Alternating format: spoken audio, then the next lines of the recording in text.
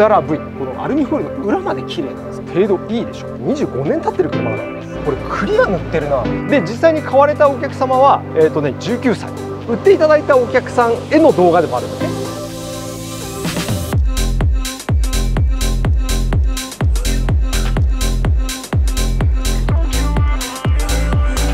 はい、よし君こんにちは。こんにちは。おはようございますか。5月26日、時間は11時3分、気温は28度。今日は30度ぐらいいきますか？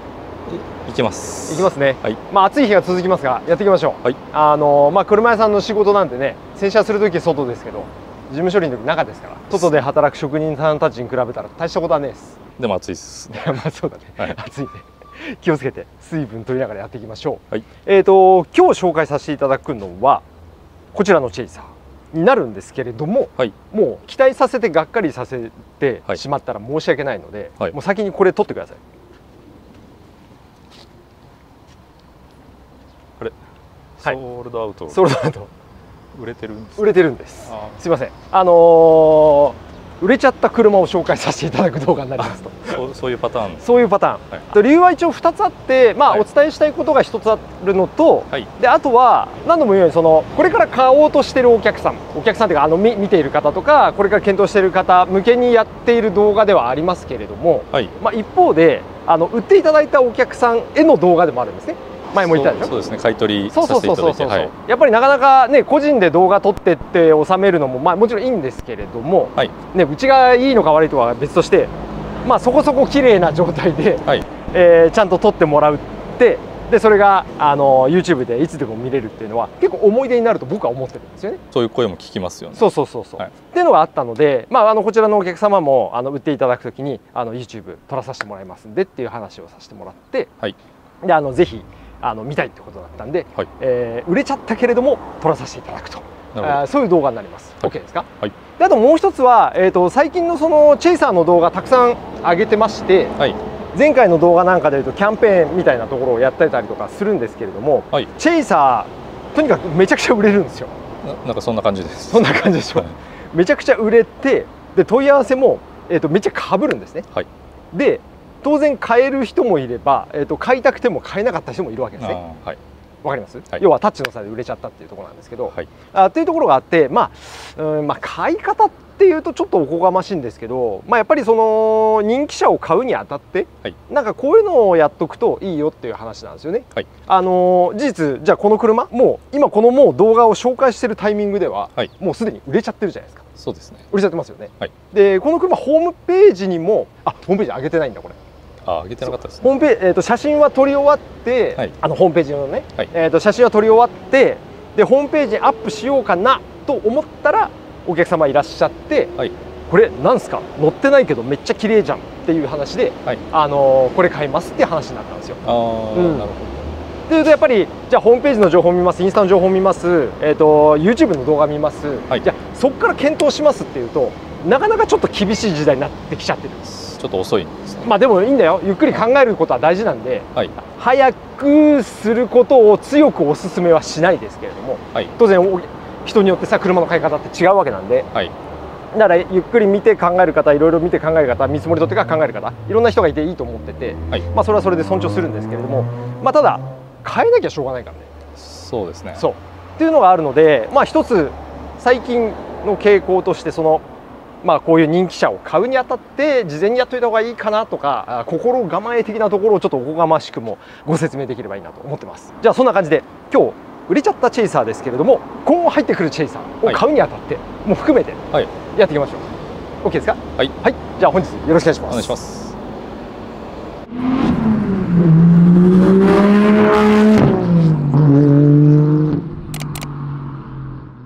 じゃあよし君やっていきましょう。はい、どっちからいこうか。その車の紹介からいくか最近のチェイサー事情みたいのでいくかどっちからがいいですか？先に見たいですね。まあやっぱそうだよね。先見たいよね。ちょっと気になります。はい、気になります。やっていきましょう。じゃあ車の内容を先にご紹介させていただきます。何度も言いますけれども、ごめんなさい。もう売れちゃってる車ですから。はい。はい。っていうのありますけれども、どれだけ良かったかをちょっとご紹介させていただいて、買えなかった人はもうごめんなさいっていう感じですかね。はい。まず年式がですね、平成12年式7月登録、西暦でいうと2000年式になりますね。で走行距離が10万キロいってない、なんと9万7200キロ。おお、いってます。はい。少ないでしょ。少ないですね。これだけいいよね。はい。で車検も取り立てって言ってももう1年近くは経つのかな。まあ車検はね来年の10月まで残ってます。はい。でグレードに関してはツアラー V ターボですね。ツアラー V。はい。でミッションに関しては5速マニュアルの乗せ替えで公認車検を取得してあると。はい。一応こんな車になってます。で社外品はねまあぼちぼちいろいろついてます。で、はい、修復歴ないです。外装はパールホワイトです。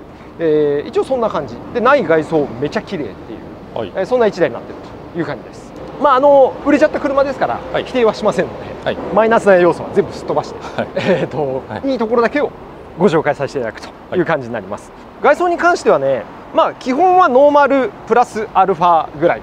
プラスアルファっていうかプラス本当にちょっとぐらいっていう感じですかね。まあフロントバンパーとか、まあフロントエアロですね。はい、まあここら辺はノーマルです。で純正オプションのフロントエアロがついてるという感じになってます。はい、でやっぱり程度いい車っていうのは何といってもヘッドライトが綺麗ですね。綺麗ですね。っていう感じなんですけど、実はヘッドライトちょっとね秘密があるんですよ。まあそれまた後で言います。はい。はい、で足回りに関しては横浜 AVS モデル5かな。はい。だね。のサイズは控えめ17インチ。もうこれ多分今絶版で売ってないと思うんですけれども、はい、やっぱ程度いい車っていうのは、まあ、これちょっとねさっき洗車よしにしてもらった時のさあれですけど、このアルミホイルの裏、はい、裏まで綺麗なんですよね。錆がないんですよ、ね、めちゃめちゃ綺麗でしょ。裏相当手入れされてそうなんですよっていう感じなんですよね。で車庫帳に関してはテインのフレックス Z だったかな、はい、が入ってて、乗り心地やっぱこの車庫帳はねストリート向けなんですけどものすごいいいです。ちょっと柔らかすぎるぐらいなんだけれども、はい、かなりいいっていう感じです。はい、でフェンダーに関しては前後詰め折れしてあって、まあ、これも詰め折ってあって、でちゃんと折ってね板金処理もしてあるみたいですね。折ると大体さここの割れ目こことかがこう塗装ピリピリって割れちゃうんですけど、はい、そういうのもちゃんと処理してあるという感じで綺麗に仕上がってるんじゃないかなと思います。本当に傷ないのよこれ。なんかこんなのもやっと見つけて文句つけられるかなぐらいで本当に傷ないんですよ。綺麗ですね。で、後ろを回っていただくとこれもううちの会社の名義だからナンバー移しちゃって大丈夫だからね。はい、そうで、トランクは、交換してあるんだったかな。リアスポレスのトランクにパテ埋めじゃなくて確かに交換だと思います。はい、はい、後ろに関してもほとんどノーマルで、マフラーは富士壺のマフラーが入っていると。車検対応のマフラーですね。はい、いう感じでございまして、とにかく綺麗で、あとあれか、車庫帳と合わせて、クスコのフロントのアッパーも入ってるのかな。はい、ミラーなんかも、まあ、やはり綺麗なんですね。台座よくねここ塗装割れちゃったりしてグツグツってなったりしますけれども綺麗です。ないですね。はい、程度いいでしょ。25年経ってる車だからね。外装に関しては全く文句ないぐらい、なかなかよ。まあところどころさっき言ったようにフェンダーのところを詰め寄った時に板金補修してたりとか、はい、確かにボンネットとかも色あせの補修とか入ってんだよね確か、はい、だから多少その補修をかけて綺麗にしてるっていう面はあるんですけれども、はい、まあ、いずれにしてもめちゃ綺麗という感じでございます。はい、じゃあ次は内装行ってみましょう。はい、はい、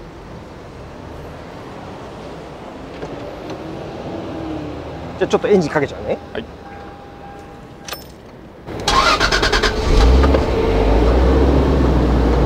内装はこんな感じでございます。ここら辺もね特に色あせ、これでもあれかな、これクリア塗ってるな。なんか色合い違いますよね。ちょっとなるほどね、そういうことか。だからだ。ちょっと待って、クリア塗ってんだね。そう、カーボンってさ、はい、別にこのチェイサーに限らずなんですけれども、はい、色あせすると基本的には緑っぽくなってくるんですよね。はい、でこれ多分ごめんなさい、確証ないですよ、多分なんですけど、でもやっぱクリア上っ面入ってるんで、はい、多分クリアを上から塗ってその保護を高めてるっぽいね。だからまあ艶なしのドライカーボンみたいなカーボン目が好みの人もいるんですけれども、はい、一般的には素地のまんまだと緑っぽくなってくるんで、はい、クリアを塗った方がいいよねっていうのが一般論ですけど、はい、これは多分純正でもクリア入ってると思うんだけど、さらに多分上から塗ってるね。で内装に関しては至ってシンプルで、ナルディのハンドル、これちょっとね径ちっちゃいんだけどね、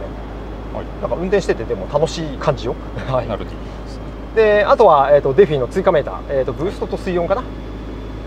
ていう感じでした。であとは、TRD のシフトですね、はい、これまだ普通に Amazon とかでも売ってるんでこんな感じのが入ってますと。で、ナビゲーションは比較的新しめの Eclipse のナビに、バックカメラがついてますよという感じです。はい、はい、こんなところですかね。だから内装はもう基本的には純正プラスアルファぐらいな感じで、はい、でやっぱりナビが新しいって結構よくて、そうですね、はい、ぶっちゃけオーディあんま関係ない派なんですけど、やっぱりねチェイサーとかだと普段乗りされる方も多いと思うので、はい、ナビが見れて地デジも見れてで Bluetooth もつながってでバックカメラまでついてると結構優しいかななんですよね。はい、であとは寒冷地仕様なんですよね、この車は珍しく。寒冷地仕様って分かるよし、寒い地域で乗るための仕様になってるという感じですね。何が違うと思いますか？リアフォグがついてるとか。ああ、なるほどね。チェイサーこれリアフォグないんですけど、はい、寒冷地仕様ってことは、はい、寒いところで使うって話じゃないですか。はい、で寒いところで使うために、リアフォグがなぜあるかっていうのは雪とかでさ、そうですよね、見えなくなるからリアフォグついた方が安全だよねっていうのがあるんですけれども、はい、このチェイサーでいうならば、はい、フロントとあとドアミラーにヒーターが入ってるんですね、熱線が入ってて、はい、だからガラスフロントガラスのこことか見てもらうとさ熱線が入ってるんですよ。これで要は寒い地域ね、雪とか吹雪とか、気温も低いから凍ってこうワイパーとか張り付くんですよ、はい、だそういうのを溶かすためにヒーターがここに入ってる、はい、一応そんな感じで結構この寒冷地仕様珍しいんじゃないかなという感じでした。はい、OK ですね。はい、はい、シートなんかの状態もめちゃめちゃ状態いいですしっていう感じですね。はい、OK ですか。後ろのシートもこんな感じですね。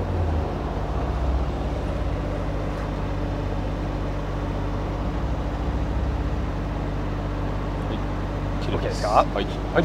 で次はじゃあエンジンルーム行ってみましょう。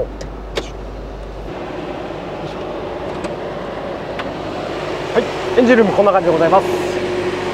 やっぱり綺麗だよね。綺麗ですね。はい、基本的には HPI のパーツで結構作られてて、インタークーラーとか、ラジエーターであとはエアクリーナーとかが、これは全部 HPI に変わってるという感じでございます。でさっきのストラトの、アッパーアームと合わせて、タワーバーもクスコになってるかな、っていう感じですね。であとはいつも言ってるまだ売ってるこいつで綺麗だね、綺麗な状態が保たれているという感じでございます。はい、でタイミングベルトも書いてある、68000キロか書いてあるし、ウォーターポンプも書いてある、綺麗ですよね。はい、でこのカムカバーパッキンとかも書いてあるから、はい、オイル漏れとかもないのでコンディション的にはかなりいいんじゃないかなと思います。こういうところね、こういうところ見てほしいよね。サビが少ないのは保管状況が良かったんじゃないかなとは思いますし、はい、いいと思いますね。はい、はい、こんな感じですかね。一応見るまでもないけどトランクと下回り見ますか。はい、はい、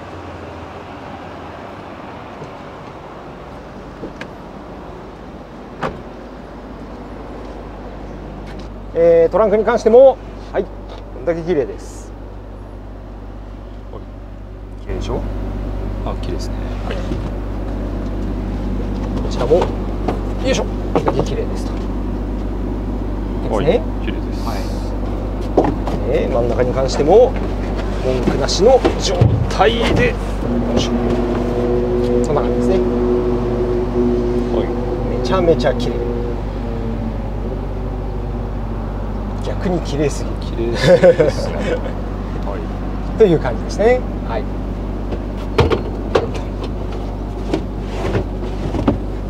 閉めますよ。で下見てもらうと下回りも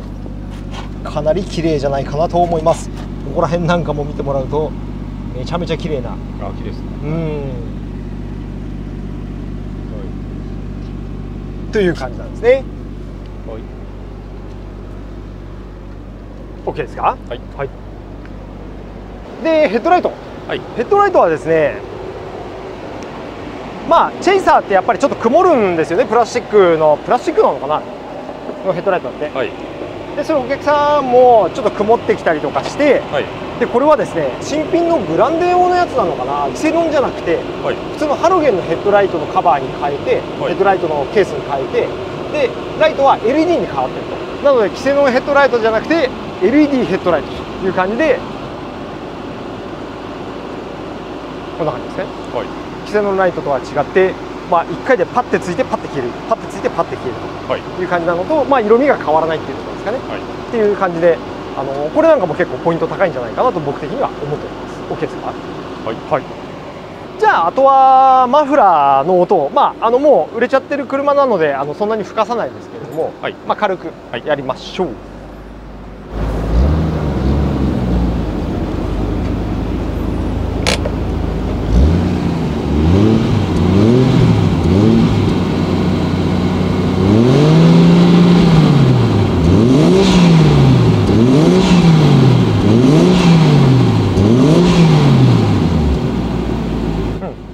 はい、こんぐらいにしときましょうかね。マフラーはやっぱ車検対応だけあって、はい、音は静かです。でですね、ここまでのお話でも、はい、とてもいいのが分かるじゃないですか。分かります。はい、実はこの車って知れば知るほどすごい良くて、まあ、この車の経緯をお話しすると、はい、ヨッシーもこれ一緒に取り行かせていただいた時にね、一緒に乗っけててもらったけどさ、はい、お客様から直接買い取りでいただきましたっていう形ですよね。はい、で行った時も覚えてるかな、お客さん洗車してくれてたじゃん。そうです、ね、はい、ほとんど綺麗な状態で、もうそのままお店に置けるじゃんぐらいな綺麗な状態でお渡しいただいたんですけれども、で、はい、屋根付きのね車庫で保管されてたっていうのもあって、はい、まあそれだけでも大事に乗られてたなっていうのは分かるんですけれども、もともとはだからこの前のお客さんは5年ぐらい乗ってたのかな、はい、で5年前ぐらい買ったところのお店は谷口自動車さんなんですね。100系とかだともう超有名なショップさん、まあ、そこでこの車買われましたと。このミッション乗せ替えとかに関しては、はい、あと公認も取ってるんだけど、はい、これに関してはね谷口自動車さんでやってあるんですよ。はい、なので、まあ、やっぱり専門のショップが、ちゃんとやってあるんで、シフトフィールドかペダルとかとにかくクオリティが高いという感じの乗っててもすごい分かる、はい、っていう感じなんですよね。でですね、ちょっとこっち来て。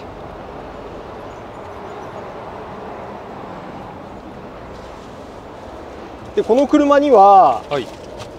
まあ、いろんな社外品の説明書とかちょこちょこあるんですけれども、はい、で取説記録簿もあるし、スペアキーも完備してるしっていう形なんですけれども、はい、記録簿、今までの点検記録簿こんなにあるからね。相当ありますね。相当あるんですよ。もともとはオートマでトヨタのディーラーでずっと整備されてた車で、はい、でそれがまあ谷口自動車さんに行ってミッション乗せ替えて、で販売されたっていう感じなんですけれども、はい、その時のね谷口自動車さんで作業した内容、はい、これ明細とかもあるんですけど139万かかってるからね。乗せ替えと社外品もろもろ、あと点検も17万円かかってて、はい、まあ合わせて150ちょいぐらいか。でこれ自体が平成29年、はい、だね、前のお客さんが買う時にはもう乗せ替え終わって公認取ってたんだよね。はい、ださらにその前のお客さんの作業なんだけどね、全部で150万ぐらいかかってて、はい、でしかもこれ多分6年7年前でこれだから今やったら多分もっと高いと思うんですけどね。そうですよね。内容的には、110系のミッションに乗せ替えで、はい、コンピューターは100のマニュアルのミッション、はい、純正部品で乗せ替えで HPA のインタークーラーラジエーターとかあと変えてあるし、でタイミングベルトとかウォーターポンプとかもそのタイミングで変えてあるという感じなんですよ。であとは、カーツの LSD も入ってるんで、はい、でリアのデフのマウントとかね、やっぱなんだろうな、専門店ならではのその変えるべきところは全部変えてあるみたいな、カムカバー、オイルシールパッキンとか全部変えてありますと。はい、で車検も一緒にやってるんだよね、構造変更の車検も。でその時に前後のディスクパッドとかも交換してあるっていうのがあったりとかしてます。はい、でさらにその後この前乗ってたお客様が買う時にタイベルウォーターポンプ、ヒーターバルブ、カムクランクオイルシール、 VVTi プーリーの、取り替え、リアクォーターの詰め折り、左右再塗装、リアフェンダー詰め折り、フロントナンバー移動とかそこら辺までやってあるという感じなんですよね。だからだいぶ長い間オートマノーマルでトヨタでずっと整備されてた車が、今度は谷口自動車さんっていう専門のショップに行って、で専門のショップにしっかりとマニュアルの世界作られましたと。で次買った、要は今売っていただいたお客様ですよね、もう、かなり丁寧に大事に乗られてたのが、この車見りゃ分かるよねっていう話で、ずっとこう点検もされてた専門ショップでいじられた、でさらに丁寧に、乗られてきたっていうところがあるので、本当に結構ね火の打ちどころがない1台って言っちゃっていいんじゃないかなと思います。でちなみにこのお車を次ご購入いただいたお客様は、トヨタのメカニックと。そのメカニックの方もいいっていう。そうっていう話なんですよ。なるほど。そうだからやっぱり、車の見方をね分かるお客さんとか分かる方、自動車関係働いてる人なんか分かると思うんだけどさ、やっぱそういう人はこういう車をなんか、迷いなくというか、ちゃんと買うよね。言い方変だけど変な車は絶対引かないよね。分かってるからさ。っていう感じです。 OK ですか。じゃあ一旦車の紹介はここまでと。何度も言いますけど申し訳ないです。もう売れちゃってるんで買いたくても買えないんですけれども、それぐらいいい車でしたよ。今までも管理も良かった、専門ショップでいじられた、で、やっぱその良さが分かる、トヨタメカニックマンが買われたという車でございました。 OK ですね。じゃあ引き続き最後やっていきましょう。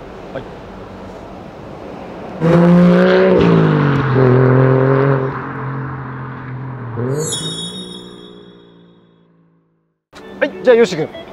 ここまで、ご紹介させてもらいました。改めましてですけれども、今回紹介させてもらったのは、2000年式の、チェイサーツアラー V ミッション乗せ替え5速マニュアル、谷口自動車さんでしっかりやってあって公認車検を取得された1台でございます。走行距離は10万キロいってない、まだ9万7000キロ、社外品もそれなりについて、LSD まで入っちゃってたりとかして、外装内装めちゃめちゃ綺麗な1台でございました。ただ残念ながらソールドアウトという感じでございますので、探している人は、次の車を交互期待っていうお話なんですけれども、ここから、一番初めにちょっとお話しさせてもらった、さっき言ったように最近の車人気車、別にこれチェイサーに限らずね、人気車に関して言うと、なかなかさっきも言ったようにウェブ上とか、それこそ最近うちはやってないけどカーセンサーとかグーネットとかですか、ああいうの見てから買うっていうんじゃだいぶ結構厳しい時代になっちゃってるかなと思ってます。やっぱ希少車になっちゃってるからさ、現状で言うと前回紹介させてもらったあちらのチェイサーキャンペーンやりますっていう話ありましたよね。このチェイサーですね、ありますよね。残念ながら YouTube 出したもう翌日には売れてます。翌日ですか。翌日です。でもう1台だ、これとさ第2弾構えでやったじゃん、でもう1台のこっちのチェイサー、これですね。もうこれも YouTube 出した翌日には売れてます。もう近々納車です。ソールドアウトです。そうなんで車高上がってるかっていうと、これ九州まで運ぶので、船積みしなきゃいけないので車高上げたんだけどね。その関係で、っていう感じなんですよ。でおかげさまでありがたいことにですね、こちらのチェイサー前回紹介させてもらって、キャンペーンとかも絡めてやりますって話あったんですけど、7件ぐらいお問い合わせまとめてきたかなっていう感じなんですよ。で実際に買われたお客様は19歳。19歳めっちゃ若いでしょ。若者に売りたいっていう思いがあったじゃないですか。まさにそのように買ってくれたので僕的にはすごい嬉しいんですけど、もう翌日だったかな、もう速攻電話かかってきて、もうすぐ行きますっていう話ですぐ来て、もう買いますっていう形で、もう段取りは早かったですね。でやっぱりこういったのとか、さっきのチェイサー前回紹介させてもらったっていう2つの動画の中の1台目のチェイサーもアップした翌日には制約で、その次の日にはもう全額振り込みもらってるみたいな感じなんですよね。なので変えている人、車を変えている人の傾向とか、これから買おうかなっていう人の心構え的なところで言うならば、もうなんかある程度自分の中で条件決めておいて、でその条件に当てはまるんだったらすぐ行って問題なければすぐ買う。で逆にその条件から外れてるものは、逆に買わないっていうので、もう事前に決めておかないと、多分なかなか買えないと思います。要は車を見てからいろいろ検討しようっていう状態だと、なかなかこういう人気車に関してはなかなか手にすることができないような感じになっちゃってるかなと思ってます。さっきのこの19歳のこの例でお話をすると、うち来る時にはもうすでにロー金、結局ねうちのローのキャンペーン使わないでさ、ロー金 JA みたいな感じ、そうですよね。そうだよね。もうそこでローンの審査終わってるのよ。うちに来る時はもう車を買おうって決めてって、でロー金で300万円ぐらいの審査をもうすでに終わらしてる状態で、あとは買う車を決めて見積もり持ってきたらもう審査ローン実行しますよっていう状態になってる。その状態でうちのお店に来て、で300万ぐらいでチェイサーのサラブイが買え、あとサンルーフ付きかっていうのがあればもうすぐ買おうと思ってたからお店に来て、ですぐ契約ができて、でお店側もさローン大丈夫ですかとかってお話になるわけじゃん、変な話ローンの審査に2週間かかりますっていうと、この車を2週間取っとかなきゃいけなくなる。そうですね。お店によっては2週間取っておくことはできないから、ローンが通ったらもう1回来てくださいって言われちゃう、っていうのがあったんですけれども、その子はもう大丈夫です、ローン仮審査通ってますからっていう話なんですよ。で実際お店来て仮審査通ってるから、うちのお見積もりをそのローキンの方をお送りして、ウェブでお送りして、でローキンの担当者の人とその場で電話をして、でその場で僕も電話変わって、ほぼほぼ審査問題なくて大丈夫なんで進めてくださいっていう話もらってるんで、売る側としてもそこまで確約されてると話が早いんですよ。で他のお客様にも対しても変な話ですけどすぐ断りができるんで、っていう感じでございました。なので、ちょっと話戻っちゃうんですけれども、やっぱりある程度今これから買おうかなっていう人は、自分の中でもう条件を決めて、で買える段取りを決めて、ローンだったらねローンの審査やっとくとかさっていう風にして、でその上で条件にはまる車があったらすぐアクションかけた方がいいっていう、こんな感じでございますね。だからこの小さなお客様も、さっき言ったようにもともとはこの車じゃなかったんですよ。実はこっちだ。あ違うわ、その1個前か、その1個前の車だ。あっちを目当てです。そう見ようかなって見たけど売れちゃった、でとりあえずこっちにしようかなと思ってとりあえず来たけど、でも実はねこれ買ってもらったお客さん、チェイサーからチェイサーへの乗り換えなんですよ。あ、そうなんですか。そうなんですよ。やっぱねうちは好きな人が多いんですよ。そうでその乗ってたチェイサーが17、8万キロぐらいでそれを売ったのね、後輩に売ったのかな。だからでまたやっぱり、乗り換えたいな、やっぱりチェイサー欲しいなって買うって話になったんですけど、18万キロから17万キロぐらいの乗り換えだと、車のコンディション的に変わんないじゃん。そうですね。でしょ、だったらもっとが良かったねみたいな話になっちゃうじゃん。でそれは本人も思ってて、でこれ見た時にお10万キロ切ってるのがあるじゃんっていう話になって、でそれだと自分の中で乗り換える意味がちゃんとあるよねっていうのがあって、でコンディションもめちゃくちゃいいから、もうこれにしますっていう形でその日その場で車種変えてその場で決めちゃったみたいな、そんな感じでございました。うちは基本的に僕もそうですけど特に営業みたいなのは一切やらないので、今買ってくださいとか買うならなんかおまけしますみたいなのは絶対やらないのでお客さんが決めてもらわないといけないですよね。わかります。あなた次第みたいな。まあそうだね、良くも悪くも。だそれをとりあえずで遊び行きました、見ました、でなんかノリでその場で考えて営業マンがあれつけますから今日買っちゃいましょうよみたいなのでノリでと勢いで買っちゃうと、あれなんか思ってたのと違うっていうのを手にしてしまったりとか、自分があらかじめここっていうのを決めていたところを外して買うことになっちゃうので、もう絶対譲らないラインとかをちゃんと決めて買える段取りをして、でそれでお店に来て、でそれに当てはまれば買えばいいし、でもしそれに実際見たけど当てはまらなかった場合、例えばだけれどもじゃあ、錆が少ない車がいいと、でカーセンサーとかグネットに下回りの錆に乗ってないから見てから買おうとって話になるじゃん。で、錆がなければその場で買えばいいし、逆に錆がないんだったらよく日本人で検討しますって言うんだけどさ、検討しますじゃなくて、いやこれはやめますって言い切っちゃった方がいいよ。これは錆が多いんでやめますみたいな、なんかこうすごい抽象的な表現が多くて、検討します、また1週間考えますとか2週間考えますとかって言うから、営業マン追っかけてくるんで、分かる人逆に気使ってもらわなくてもいいってことですね。そうはっきり言ってやった方がいいと思います。だからそれはね、俺いつも思うんだよね。検討しますって検討しないで買う買わない決めて、断んだと断っちゃった方が絶対いいと思うんで。別に断れたとこで、そんな嫌なとかそういうことじゃないですもんね。全然ないと思う。はっきりするんでいいと思います。仮に僕がその営業マンの例えば上司だったとするよね、これは営業世界の話になっちゃうからさ、いやお客様検討してくれてますみたいな、検討するのかいつ決まるんだみたいな、多分営業会社ってこういうやり取りになるわけじゃん、でしょ。で結局他で変わりました、連絡取れなくなりました、なんだお前何やってんだよみたいな、まあこういう営業会社の話があるわけですけれども、よく見ますけど、よく見るよね、はい、でもこの車サビがあるからあって、お客様の基準から外れました、なんで買わないって言ってますって言ったら、おそうか、それ以上言いようないからさ、はい、じゃあ逆にサビない車が入ったらご案内しようかみたいな話にもなるかもしれないし、はい、そんな感じでねやってもらうと好きな欲しい車が買えるんじゃないかなと思います。はい、OK ですか？はい、はい、じゃあ一応そんな感じで、はい、もう暑いし俺もヨッシーもダメだし、カメラがその前にダメになりそうだからここら辺にしますか。はい、はい、じゃあ本日ここまででご視聴ありがとうございました。ぜひ皆さんいい車見つけてください。はい、ありがとうございます。